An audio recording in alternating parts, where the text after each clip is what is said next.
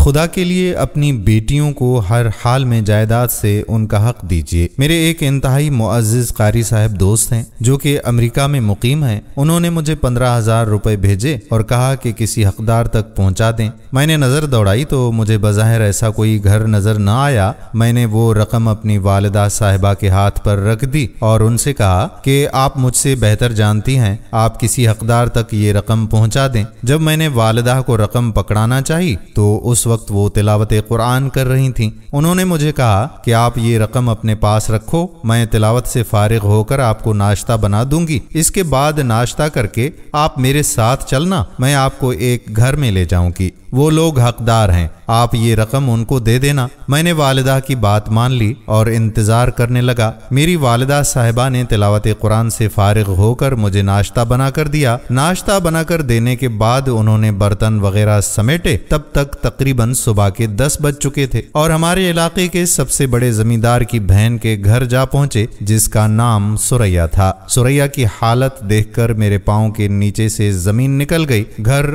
بجلی اور گیس کی بنیادی سہولت سے محروم تھا۔ کچن، غسل خانہ اور لیٹرین کا تو سوچنا ہی محال تھا۔ نہلے پہ دہلا یہ تھا کہ وہ گھر بھی سریا کا اپنا گھر نہیں تھا۔ اس کی اولاد میں 3 بیٹیاں ہی تھیں۔ بیٹا پیدا نہ کر سکنے کی وجہ سے اس کے شوہر نے دوسری شادی کر لی تھی اور اس کو سوکن نے اسے قبول کرنے سے انکار کر دیا تھا، جس کی وجہ سے اسے شوہر نے بغیر طلاق دیے اپنے گھر سے نکال دیا تھا۔ طلاق نہ دینے کی سب سے بڑی وجہ یہ تھی کہ طلاق دینے کی صورت میں اس کے شوہر کو حق مہر ادا کرنا پڑتا تھا، جو کہ وہ کرنا نہیں چاہتا تھا۔ شوہر کی دہلیز سے دھتکارے جانے کے بعد وہ اپنی 3 بیٹیوں کو لے کر اپنے بھائی کے گھر آ پہنچی۔ بھائی نے اس کو تقریباً 6 ماہ تک اپنے گھر میں پناہ دیے رکھی اور 6 ماہ کے بعد اس کو کوئی اور ٹھکانہ ڈھونڈنے کا کہہ دیا۔ گو کہ اس کا بھائی ہمارے علاقے کا سب سے بڑا زمیندار تھا، مگر افسوس کہ اس کا دل اتنا چھوٹا تھا کہ وہ اپنی بہن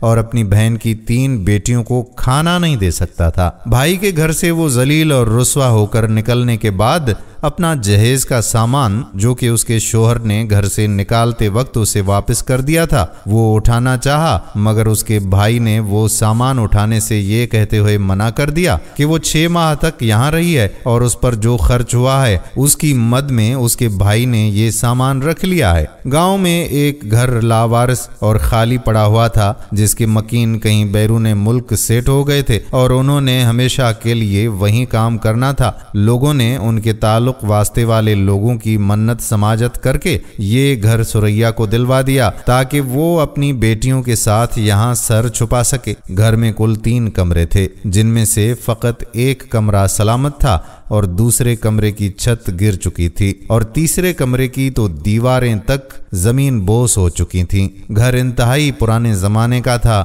جس میں کسی قسم کی کوئی سہولت موجود نہیں تھی۔ جس کمرے کی چھت سلامت رہی، سریا نے اس کمرے میں اپنی بیٹیوں کے ساتھ پناہ لے لی۔ سریا نے بتایا کہ جب وہ گھر میں شفٹ ہوئی تھی تو اس کے پاس کوئی ایک برتن بھی نہیں تھا۔ اس نے گاؤں سے برتن وغیرہ مانگ کر اپنا گزارا چلانا شروع کیا۔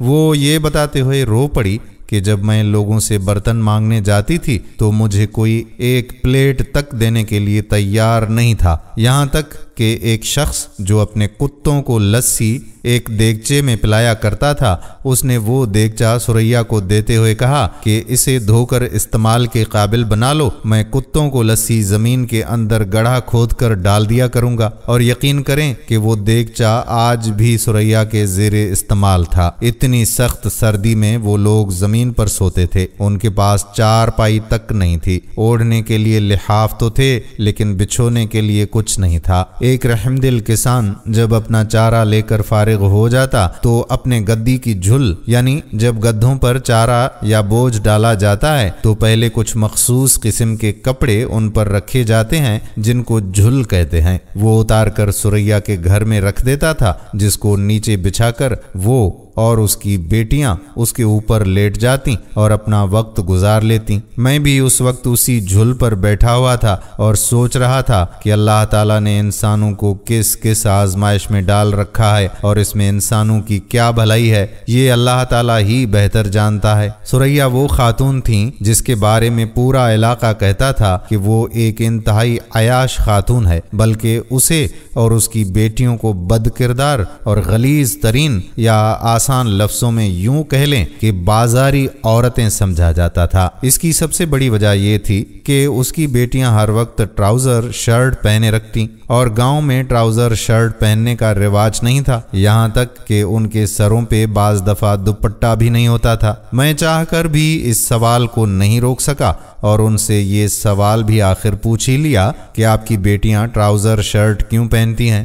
گو کے سوال کے بعد میری ماں نے انتہائی غصیلی اور کھا جانے والی نظروں سے مجھے دیکھا، لیکن افسوس کہ میں تب تک سوال کر چکا تھا۔ میرا سوال سن کر اس کی آنکھوں سے آنسو بہہ نکلے، جس کے فوراً بعد میری ماں نے اسے سینے سے لگا لیا اور اس کے آنسو صاف کرنے لگی۔ جب کچھ ڈھارس بندھی تو اس نے بتایا کہ میری بیٹیوں کے پاس پہننے کے لیے اب ایک جوڑا کپڑوں کا بھی نہیں ہے۔ پرانے سوٹ جو مختلف جگہوں سے پھٹ گئے ہیں، ان تمام سوٹوں کو صحیح جگہ سے کاٹ کر ان کے ٹراؤزر شرٹ بنا لیے ہیں تاکہ میں اپنی بیٹیوں کا جسم چھپا سکوں۔ مگر افسوس کہ ہوس پرست انسان ہم مجبور لوگوں کی مجبوری کو سمجھنے کی بجائے ہمیں عیاش اور بد کردار سمجھتے ہیں۔ ان کا جواب سن کر میرا دل کیا کہ کاش مجھے زمین جگا دے اور میں زمین میں دھنس جاؤں، مگر افسوس کہ اب ایسا ممکن نہیں تھا۔ میری والدہ نے میری بات پر بہت مٹی ڈالنا چاہی، مگر کہتے ہیں کہ زبان سے نکلی بات اور کمان سے نکلا ہوا تیر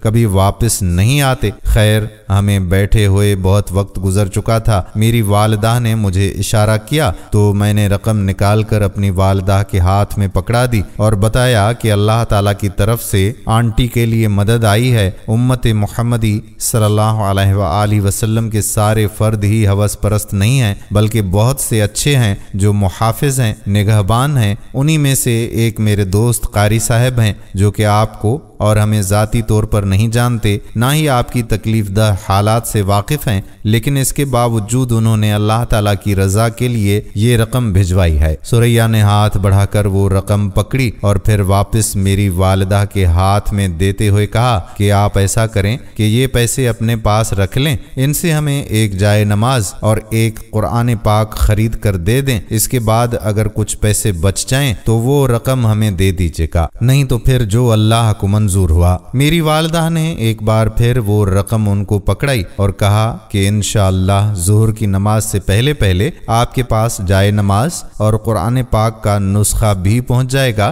ہم ان سے یہ عہد کر کے وہاں سے اٹھائے۔ گھر آتے ہی میری والدہ نے مجھے ایک نئی جائے نماز اور گھر میں پڑا ہوا ایک بہترین صحیح حالت میں قرآن پاک کا نسخہ اٹھا کر دیا اور کہا کہ جاؤ یہ آنٹی کو پکڑا کراؤ۔ میں وہ نسخہ لے کر جا رہا تھا اور سارے راستے سوچتا جا رہا تھا کہ کاش میں نے ایک بار قرآن پاک کو ترجمے اور توجہ کے ساتھ پڑھا ہوتا تو کبھی بھی کسی انسان کے متعلق اپنے آپ سے یہ سنی سنائی بات پر یقین کر کے غلط رائے قائم نہ کرتا۔ میں نے قرآن پاک کا وہ نسخہ اور جائے نماز جا کر آنٹی کو دی تو آنٹی نے مجھے اور قاری صاحب کو ڈھیروں دعائیں دیتے ہوئے رخصت کر دیا۔ میں جب سے آنٹی ثریا سے مل کر آیا ہوں تب سے سوچ رہا ہوں کہ یہ ساری دعائیں جو میرے اور میرے محترم قاری دوست کے حصے میں آئی ہیں، یہ ساری دعائیں آنٹی کا سگا بھائی بھی سمیٹ سکتا تھا، جس نے آنٹی کی نادان عمر میں ہی ان سے ان کا حق لے لیا تھا اور اپنے نام لگوا لیا تھا۔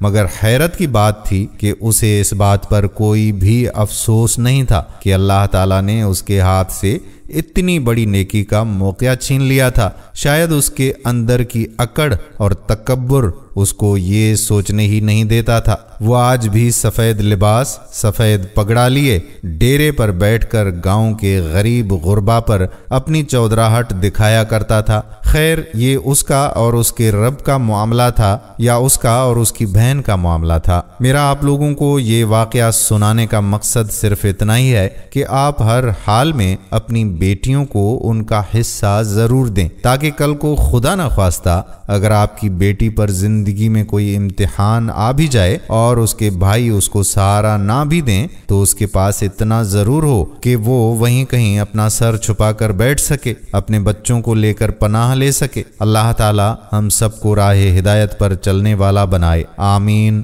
ثم آمین یا رب العالمین۔ آپ تمام ناظرین کا بہت شکر گزار ہوں جنہوں نے آج کی یہ مکمل ویڈیو دیکھی، اور آپ سے امید یہ ہے کہ اس ویڈیو کو زیادہ سے زیادہ شیئر کریں گے۔ جاتے جاتے ایک اور درخواست کہ اپنی بہنوں کا خیال رکھیں اور ایسے ضرورت مندوں کی مدد ضرور کریں جو کسی کو کہتے بھی نہیں لیکن اندر ہی اندر کڑتے رہتے ہیں۔ اللہ تعالیٰ آپ تمام کے صدقات و خیرات قبول فرمائے، آمین۔ آنے والی ویڈیو تک اپنے میزبان قادر بخش کلہوڑوں کو اجازت دیجیے۔ اللہ حافظ۔